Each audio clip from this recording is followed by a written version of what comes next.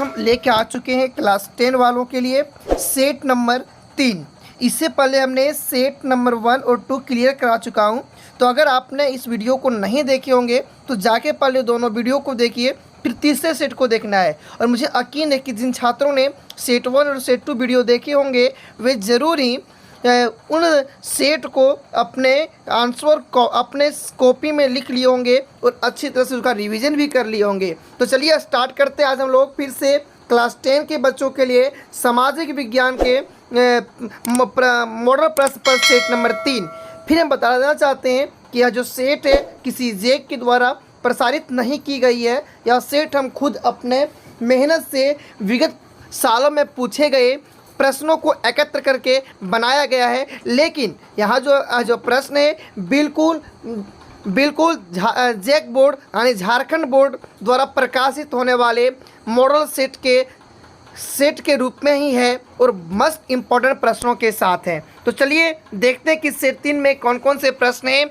तो उस प्रश्न को स्टार्ट करने से पहले एक बार कुछ सामान्य निर्देश हैं तो हमने इस सेट 1 में ही बता दिए थे और आप लोग भली भांति से समझ गए होंगे। तो इसमें समय हम लोग अपना बर्बाद नहीं करते हैं और चलते हैं हम लोग सीधे अपने टारगेट की ओर। हम सबों का टारगेट है बोर्ड एग्ज़ाम 450 प्लस, यानी हम लोग का एक ही ड्रीम है 450 प्लस। तो चलिए स्टार्ट करते हैं आज के सेक्शन को। फर्स्ट क्वेश्चन है कि फ्रांस की क्रांति कब हुई थी। ऑप्शन क 14 जुलाई 1789, ख 4 जुलाई 1776, 15 अगस्त 1947, 26 जनवरी 1950। तो इसका सही आंसर होने वाला है 14 जुलाई 1789, यानी ऑप्शन नंबर क इसका सही जवाब होने वाला है। अगला है कि फ्रांस की क्रांति का अग्रदूत किसे कहा जाता है।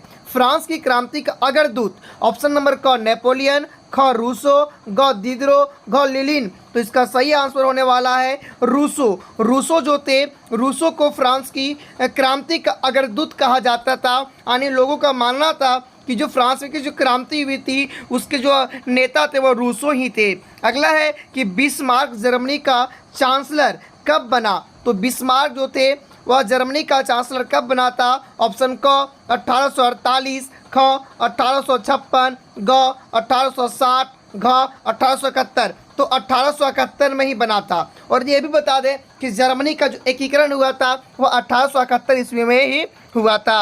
अगला है कि पहले तुम मनुष्य हो उसके बाद किसी देश के नागरिक या एन कुछ यह कथन किसका है। मेटेस्नी का, वाल्टेयर का, रूसो का, दिदरो का। तो यह जो है कथन था वह मेटेस्नी का, जोसेफ मेटेस्नी का यह कथन था।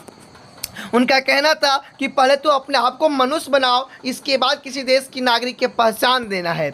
अगला है कि विश्वकोश नामक ग्रंथ की रचना किसने किया था। विश्वकोश नामक की रचना किसने किया था। ऑप्शन क रूसो, ख वाल्टेयर, ग दिदरो, घ नेकर। तो सही आंसर होने वाला है। यह जो कुछ प्रश्न है हमको लग रहा है कि प्रश्न गलत था, यह प्रश्न मिस्टेक है, इसलिए इसका आंसर आप लोग एक बार देख के हमें कमेंट बताइएगा, ठीक है। प्रश्न त्रुटिपूर्ण है, इस प्रश्न का एक बार वेरीफाई करना पड़ेगा पहले। अगला है कि डिस्कवरी ऑफ इंडिया नामक पुस्तक के लेखक कौन है। ऑप्शन क महात्मा गांधी, ख पंडित जवाहरलाल नेहरू और ग डॉक्टर राजेंद्र प्रसाद, घ रविन्द्रनाथ टैगोर। तो इसका सही आंसर होने वाला है पंडित जवाहरलाल नेहरू। पंडित जवाहरलाल नेहरू कौन है। पंडित जवाहरलाल नेहरू। मेरे प्यारे बच्चों, आप सब सिर्फ इसको देखिएगा नहीं, इसको मनन कीजिएगा, चिंतन कीजिएगा और ये ऑप्शन को देखकर खुद इसका जवाब देने का प्रयास कीजिएगा और कमेंट में बताने का प्रयास कीजिएगा। इससे आप सबको फ़ायदा यह होगा कि आप सबको याद बहुत दिनों तक रहेगा और याद करने में भी सहूलियत होगी। क्वेश्चन नंबर 7 है, यह कथन किसका है कि तुम मुझे खून दो मैं तुझे आज़ादी दूंगा। तो ऑप्शन नंबर क दिया है डॉक्टर राजेंद्र प्रसाद, ख महात्मा गांधी, ग सुभाष चंद्र बोस, घ बाल गंगाधर तिलक। तो इसका सही आंसर होने वाला है सुभाष चंद्र बोस। कौन। सुभाष चंद्र बोस जी ने कहा था कि तुम मुझे खून दो मैं तुझे आज़ादी दूंगा। इसके बाद दिल्ली चलो का नारा भी सुभाष चंद्र बोस जी ने ही दिए थे। अगला है कि बंगाल का विभाजन कब हुआ।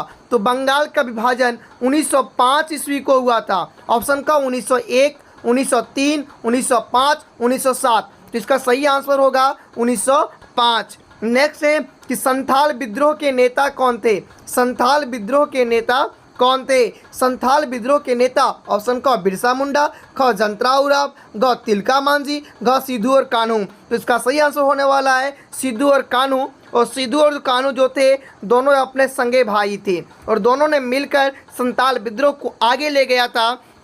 अगला प्रश्न है कि खिलाफत आंदोलन के प्रमुख नेता कौन थे?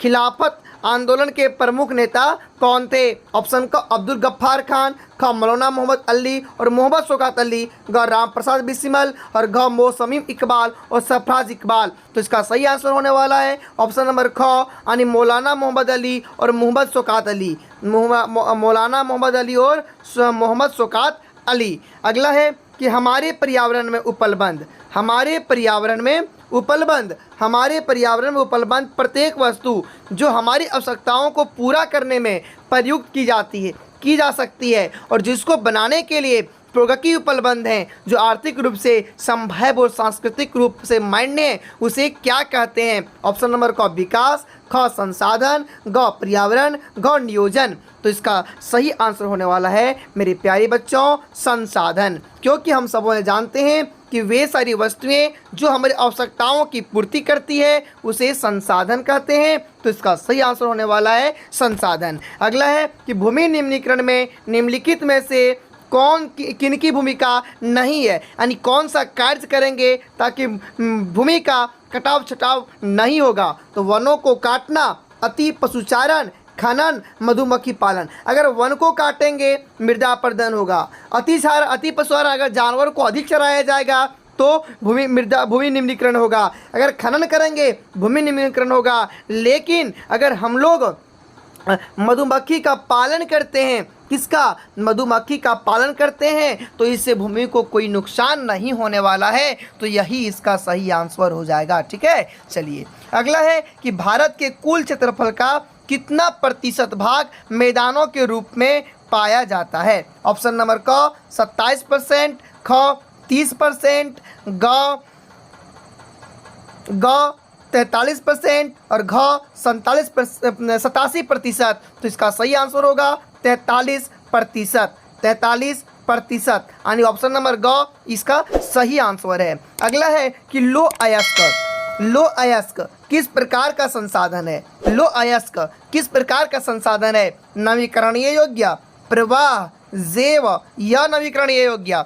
तो समझिए मेरी बात, इस प्रश्न को कहना क्या चाह रहा है। लौह अयस्क मतलब लोहा, लौह अयस्क का मतलब लोहा। क्या लोहा खत्म होने के बाद तुरंत बन सकता है क्या? नहीं ना। तो क्या हो जाएगा? अनवीकरणीय योग्य, जिसको तुरंत नया नहीं कर सकते हैं। अगला है गुलाबी सिर वाली बतख किन जातियों में शामिल है? क्या आपने गुलाबी सिर वाली बतख को देखा है? तो आपका जवाब होगा नहीं, मतलब नहीं, लुप्त हो गया है। ऑप्शन नंबर क दुर्लभ जातियाँ, ख सामान्य जातियाँ, ग संकटाग्रह जातियाँ, लुप्त जातियाँ। तो यह पूरी तरह से खत्म हो चुका है, इसलिए इसका आंसर हो जाएगा लुप्त जातियाँ। लुप्त जातियाँ। भारत में जैव विविधता को कम करने वाले कारक कौन है? ऑप्शन नंबर क वन्य जीव के आवास का विनाश, वन्य जीव को मारना या शिकार करना, पर्यावरण प्रदूषण एवं दवानल, उपयुक्त सभी। तो इसका सही आंसर हो जाएगा इसका उपयुक्त सभी इसका सही आंसर होने वाला है। क्यों मेरे प्यारे बच्चों, क्यों होने वाला है? तो इसलिए कि अगर हम लोग वन्य जीव के आवास का विनाश करते हैं तो जानवरों में हड़कड़ी मचेगा, जंगल से बाहर आ सकते हैं और इससे इनका मृत्यु भी हो सकता है। इसलिए भारत में जैव विविधता को कम करने वाले कारक ये सभी होंगे, यानी उपयुक्त सभी है। अगला है चिपको आंदोलन किससे संबंधित है? चिपको आंदोलन जो था वह पेड़ों को बचाने के लिए शुरू किया गया था। किसको बचाने के लिए? पेड़ों को, मतलब वनों की कटाई रोकने के लिए। वनों की कटाई रोकने के लिए सभी महिलाएं पुरुष पेड़ को पकड़कर चिपक गए थे। अगला है कि जल की कमी के कारण जल की कमी के क्या कारण है? ऑप्शन नंबर का अतिशोषण, अत्यधिक प्रयोग, समाज के विभिन्न वर्गों में जल का समान वितरण, उपयुक्त सभी। तो बिल्कुल ये सभी इसके कारण हैं, ये सभी इसके कारण हैं। अगला है कि टांका क्या होता है? टांका क्या होता है? टांका क्या होता है? टांका क्या होता है? ऑप्शन नंबर क पीने के पानी को संग्रह करने की भूमिगत टैंक, एक प्रकार का नहर, बंगाल में मछली का पालन का तालाब, इनमें से कोई नहीं। तो इसका सही आंसर होगा पीने के पानी को संग्रह करने की भूमिगत टैंक, यानी भूमि के अंदर एक टैंक बनाया जाता है और पीने के पानी को इसको जमा किया जाता है। यह अधिकांश वैसे क्षेत्रों में किया जाता है जहाँ वर्षा बहुत कम मात्रा में होती है, जैसे राजस्थान में। सन 2025 तक कितने लोगों के जल की कमी देखने की भविष्यवाणी की गई है? 20 करोड़, 20 लाख, 50 करोड़, 5 करोड़। तो इसका सही आंसर होने वाला है 20 करोड़ लोगों को। हम किसी देश की प्रति व्यक्ति आय की गणना कैसे कर सकते हैं? अगर किसी देश की हमको आय देखना है तो कैसे देखेंगे? ऑप्शन नंबर क दिया गया है, किसी व्यक्ति की कुल आय से, किसी देश के कुल आय को कुल जनसंख्या से भाग देकर, सभी वस्तुओं और सेवाओं के कुल मूल्य से और देश के कुल निर्यात से। तो सही आंसर होगा किसी देश के कुल आय को कुल जनसंख्या से भाग देकर, यानी किसी देश की अगर प्रति व्यक्ति आय निकालना है तो देश में कितनी जनसंख्या है और कितना आय हो रहा है, ये दोनों को डिवाइड करना होगा, दोनों को भाग देना होगा। अगला क्वेश्चन है कि वे देश की जिनकी 2017 में प्रति व्यक्ति आय 1256 डॉलर प्रति वर्ष या उससे अधिक होती है, तो वह देश की निम्न में से किस श्रेणी के अंतर्गत होगा? अविकसित, विकसित, अर्धविकसित, विकासशील। तो वह विकसित देश के अंतर्गत होगा। किस देश के अंतर्गत? विकसित देश के अंतर्गत होगा। अगला है सतत विकास का उद्देश्य। विकास केवल अपने के लिए, विकास केवल दूसरों के लिए, विकास वर्तमान एवं आने वाली पीढ़ी दोनों के लिए, विकास केवल आने वाली पीढ़ी के लिए। तो इसका आंसर होने वाला है विकास वर्तमान के लिए एवं आने वाली पीढ़ी दोनों के लिए, यानी अभी का भी विकास होना चाहिए और भविष्य के लिए भी होना चाहिए। निम्नलिखित में से किस राज्य की साक्षरता दर सबसे अधिक है? किस राज्य की साक्षरता दर सबसे अधिक है? पंजाब, बिहार, केरल, उड़ीसा। तो किसका है? केरल का। किसका है मेरे प्यारे बच्चों? केरल का। आप लोग ध्यान से सुनिएगा और नोट्स बनाते जाइएगा, ठीक है। चलिए, यदि एक देश की प्रति व्यक्ति आय कितना है? प्रति व्यक्ति एक व्यक्ति 500 कमाता है तथा जनसंख्या 50,000 है, तो उस देश की कुल आय निम्न में से कौन होगी? तो आसानी इसको गुना कर देंगे। 25 पर हो जाएगा कितना? 25 पर 3 और 2 5 0, यानी 1 2 3 4 5 0, ठीक है। 25 पर 5 0, ऑप्शन नंबर क it is right answer. Okay, यानी दोनों को क्या करना है? सिर्फ मल्टीप्लाई, दोनों को गुना कर देना है। निम्न में से कौन सी क्रियाकलाप द्वितीय क्षेत्रक के अंतर्गत आते हैं? किस क्षेत्रक के? द्वितीय क्षेत्रक के। तो चलिए एक बार ध्यान दीजिएगा मेरे प्यारे बच्चों, और ध्यान से एक बार इसको समझ लीजिएगा। प्राथमिक क्रियाएं 3 प्रकार की होती है। क्रियाएं 3 प्रकार की, प्राथमिक क्रियाएं, द्वितीयक क्रियाएं, तृतीयक क्रियाएं। प्राथमिक क्रियाएं क्या होती है? तो प्राथमिक क्रियाओं वह क्रियाएं जिसका संबंध पृथ्वी से जुड़ा हो, जिसका संबंध पृथ्वी से जुड़ा हो, वह प्राथमिक क्रियाएं हो जाएगा। द्वितीयक क्रिया, प्राथमिक क्रिया से जो वस्तु प्राप्त होती है उन्हीं वस्तुओं से नए नए वस्तुओं का निर्माण किया जाता है। और तृतीय क्षेत्रक में क्या होता है? ये दोनों क्षेत्रक को सहायता प्रदान करता है, सेवा प्रदान करता है। उदाहरण तौर पर समझते हैं, जैसे गेहूं का उत्पादन करना, तो गेहूं का जो उत्पादन किया जा रहा है यह प्राथमिक क्रिया है। अब गेहूं से बिस्कुट बनेगा, गेहूं से बिस्कुट, तो बिस्कुट बनेगा द्वितीय क्रिया है। और बिस्कुट को यह दुकान में ले जाएगा, चाहे वह गाड़ी से ले जाए, पैदल साइकिल से ले जाए, तो यह दुकान या बस, ट्रांसपोर्ट, परिवहन, ये तृतीय क्रियाकलाप होंगे।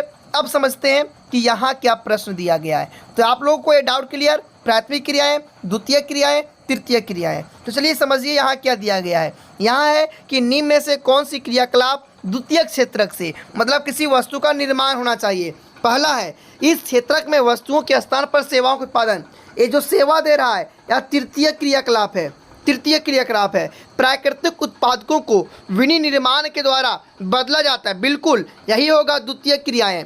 वस्तुओं को प्राकृतिक संसाधन के दोहन द्वारा उत्पादित किया जाता है, ये कुछ नहीं है। इनके अंतर्गत कृषि, वन तथा डेयरी आते हैं, तो ये होगा आपकी प्राथमिक क्रियाएं, एक तृतीय क्रियाएं, द्वितीय क्रियाएं। तो इसका सही आंसर हो जाएगा कि प्राकृतिक उत्पादकों को विनिर्माण के द्वारा बदला जाता है। ओके, चलिए नेक्स्ट प्रश्न है कि प्राकृतिक उत्पादकों को प्रच्छन्न बेरोजगारी का मतलब क्या होता है? तो समझिए मेरे प्यारे बच्चों, प्रच्छन्न का मतलब बेरोजगार है लेकिन दिखता नहीं है। जैसे हमारे पास एक छोटा सा खेत है, इस खेत में हमारे घर में टोटल 10 परिवार हैं और 10 परिवार घर में है। इन सबों के पास कोई काम नहीं है। इस खेत में 2 व्यक्ति हमेशा काम करते थे, लेकिन घर में 10 परिवार हैं। ये 10 सब घर में ही हैं, इन लोगों को कोई काम नहीं मिला। तो ये 10 परिवार बोलते चलो सब मिलकर काम कर लेंगे, तुरंत हो जाएगा। तो यही 10 यहाँ तो मुख्य रूप से 2 लोगों का काम है, लेकिन काम 10 लोग कर रहे हैं। यानी 10 को काम दिख रहा है, लेकिन सब बेरोजगार हैं। तो यही होता है प्रच्छन्न बेरोजगार। ऑप्शन दिया गया है कि बेरोजगार है, नियोजित है लेकिन कम वेतन अर्जित करते हैं, नियोजित है लेकिन उत्पादकता शून्य है, वर्ष के कुछ महीनों में बेरोजगार हैं। तो इसका सही आंसर होगा कि नियोजित है लेकिन उत्पादकता शून्य है, उत्पादकता शून्य है। अगला है कि 14 तथा 15 वर्ष की आयु के स्कूल जाने वाले कुछ बच्चों का उस आयु के कुछ बच्चों के साथ क्या कहलाता है? निवल उपस्थिति अनुपात, निवल अनुपस्थित अनुपात, साक्षरता दर, सकल उपस्थिति अनुपात। तो ये जो होता है निवल उपस्थिति अनुपात कहलाता है। अगला है संगठित क्षेत्र का सही अर्थ चुनें। संगठित क्षेत्र का ऑप्शन क, यह उन उद्यमों को शामिल करता है जहां रोजगार की शर्तें नियमित है, यह सरकार के नियंत्रण से बाहर है, या कम वेतन प्रदान करता है, इस क्षेत्र में नौकरी नियमित नहीं है। तो यह उन उद्यमों को शामिल करता है जहां रोजगार की शर्तें नियमित है। मतलब वैसे क्षेत्र जिस पर सरकार का अधिकार होता है उसको संगठित बोलते हैं, और जो प्राइवेट सेक्टर है जिसमें सरकार का नज़र नहीं होता है, सरकार का अधिकार नहीं होता है, वह असंगठित होता है। तो अगला है कौन से क्षेत्र को सेवा क्षेत्रक भी कहा जाता है? तो मेरे प्यारे बच्चों, क्या आप सब नहीं जानते हैं? हमने पहले बताया था कि तृतीयक क्षेत्र जो है वह सेवा प्रदान करते हैं, तो इसीलिए तृतीयक क्षेत्र को ही क्या कहा जाता है? सेवा क्षेत्रक कहा जाता है। अगला है कि सत्ता की साझेदारी के क्षेत्रीय वितरण के अंतर्गत कौन शामिल है? क, केंद्र सरकार, राज्य सरकार, स्थानीय सरकार। ख, हित समूह, दबाव समूह, राजनीतिक दल। ग, विधायिका, कार्यपालिका, न्यायपालिका। घ, सामाजिक समूह, भाषाई समूह, धार्मिक समूह। तो मेरे प्यारे बच्चों, इसका सही आंसर होगा क्या होगा गुरुजी? बताओ कि गुरुजी इसका सही आंसर होगा विधायिका, कार्यपालिका और न्यायपालिका। तो चलिए अगला प्रश्न देखते हैं। तो अगला प्रश्न है मेरे प्यारे बच्चों कि यूरोपीय संघ का मुख्यालय कहाँ अवस्थित है? तो बताइए इसका आंसर कि गुरुजी जो यूरोपीय संघ का जो मुख्यालय है वह ब्रुसेल्स में है। कहाँ है? तो बताइए गुरुजी ब्रुसेल्स में है। ठीक है। अगला है सामुदायिक सरकार किस देश से संबंधित है? Sri Lanka, Belgium, Bharat, Germany. तो बताइए गुरुजी कहाँ से है? तो बोलिएगा गुरुजी यह बेल्जियम में है। कहाँ है? बेल्जियम से संबंधित है। अगला है बेल्जियम में डच भाषा को बोलने वाली आबादी कितनी प्रतिशत है? 40, 20, 39, 59। तो बोलिए कि गुरुजी 59% है। कितना प्रतिशत है?